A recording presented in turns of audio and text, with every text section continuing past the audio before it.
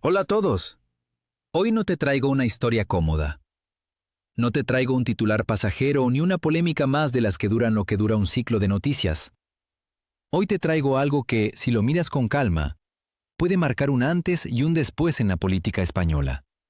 Porque lo que está pasando ahora mismo alrededor del gobierno no es un caso aislado. Es una acumulación que empieza a ser explosiva. Y te aviso desde ya, quédate hasta el final, porque lo que vas a escuchar no suele explicarse todo junto.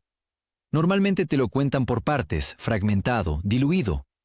Pero cuando unes todas las piezas, el resultado cambia por completo. Antes de empezar, una noticia de última hora. Santiago Abascal ha protagonizado una declaración impactante que ha sacudido a toda España y ha incendiado las redes sociales. Lo que ha dicho está generando una enorme polémica y las reacciones no han tardado en llegar. Si aún no lo has visto, tienes todos los detalles en una fuente oficial en el comentario fijado. Échale un vistazo porque merece mucho la pena. Y ahora sí, vamos con el tema de hoy. Porque lo que estamos viendo no es ruido, es presión. Y cada día que pasa, esa presión aumenta. Hay algo que me llama especialmente la atención. Durante mucho tiempo, desde el entorno del poder se insistía en una idea muy clara, casi como un mantra. No hay caso. Todo es una campaña. No hay nada sólido. Pero claro, esa narrativa empieza a resquebrajarse cuando aparecen múltiples investigaciones, distintas causas judiciales, nombres que se repiten, y sobre todo, cuando el número de frentes abiertos deja de ser manejable. Y aquí es donde entra lo realmente inquietante. No estamos hablando de una sola investigación. Estamos hablando de muchas, y no solo muchas, sino simultáneas. Por un lado, tenemos una trama investigada por un juez que ha derivado en registros recientes y nuevas actuaciones. Esto por sí solo ya sería noticia de primer nivel. Pero no se queda ahí. También está lo que se conoce como el caso de la cloaca, con distintas ramificaciones que han ido evolucionando con el tiempo. Una investigación que empezó por un lado y que ahora podría acabar conectando con otras piezas. Luego aparece una pieza secreta en la Audiencia Nacional sobre una presunta financiación ilegal del Partido Socialista. Y ojo con esto, cuando hablamos de financiación ilegal, hablamos de una de las acusaciones más graves que puede enfrentar un partido político. Pero es que además hay otra línea que apunta a la conocida trama vinculada a Zapatero. Una investigación que ha ganado fuerza en los últimos días y que, según se ha ido publicando, también podría tener relación con mecanismos de financiación. Y aquí viene uno de los puntos más delicados. Existen derivadas de esta trama que siguen bajo secreto.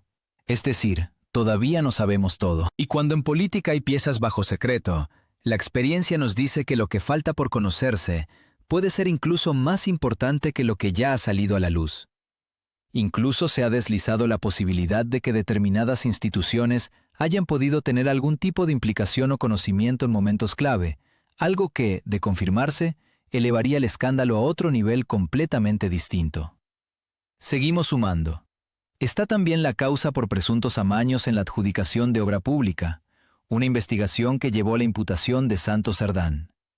Y aquí es donde la situación empieza a ser especialmente incómoda para el gobierno, porque ya no hablamos de figuras lejanas, hablamos de personas con peso dentro del partido.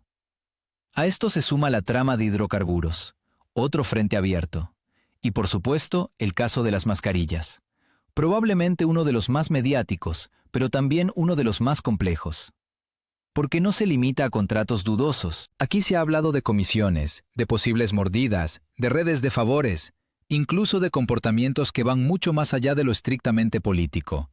Y dentro de este mismo caso, hay una derivada que afecta a territorios como Canarias y Baleares, que sigue su curso en la Audiencia Nacional.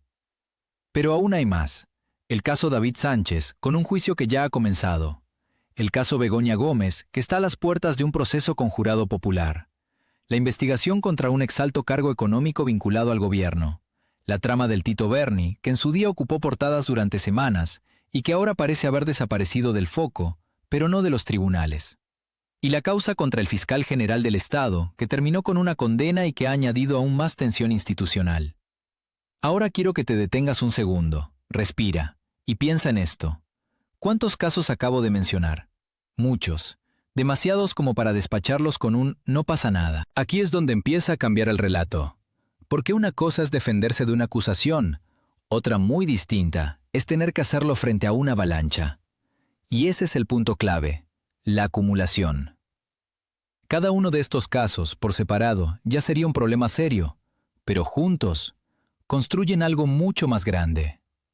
Construyen una sensación, una percepción, y en política, la percepción lo es casi todo. La sensación de que hay demasiados frentes abiertos, la sensación de que las explicaciones ya no son suficientes, la sensación de que el control se está perdiendo. Y lo más importante, la sensación de que todo esto, de una forma u otra, acaba apuntando hacia arriba. Porque al final, en cualquier estructura política, todo converge en el liderazgo. Y en este caso, ese liderazgo tiene nombre y apellido: Pedro Sánchez. Ahora bien, aquí hay que ser claros. Estamos hablando de investigaciones en curso, de procesos judiciales que tienen que seguir su camino. No hay sentencias en muchos de estos casos, y eso es importante decirlo. Pero también es igual de importante entender que el desgaste político no espera las sentencias. El desgaste llega antes. Llega cuando los titulares se acumulan.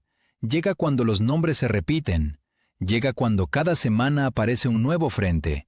Y llega, sobre todo, cuando la ciudadanía empieza a desconfiar. Por eso cada vez se escucha más una pregunta que hace unos meses parecía impensable. ¿Puede caer Pedro Sánchez? Hace no tanto, esa idea sonaba exagerada, incluso ridícula para algunos, pero hoy ya no lo parece tanto. Porque ya hemos visto situaciones similares en el pasado, hemos visto líderes que parecían intocables y que acabaron cayendo cuando la presión se volvió insostenible. Y aquí es donde entra otro factor clave, el tiempo. Porque todo esto no se va a resolver en un día, ni en una semana, ni probablemente en un mes. Esto va para largo. Y eso significa más titulares, más filtraciones, más comparecencias, más desgaste. Así que la pregunta real no es solo si va a caer. La pregunta es, ¿cuánto tiempo puede resistir en estas condiciones? Porque una cosa es capear una tormenta, y otra muy distinta es enfrentarse a una catarata constante de problemas que no deja de crecer. Ahora mismo el escenario está abierto, pero lo que está claro es que algo ha cambiado, y cuando en política cambia la percepción, todo puede cambiar después.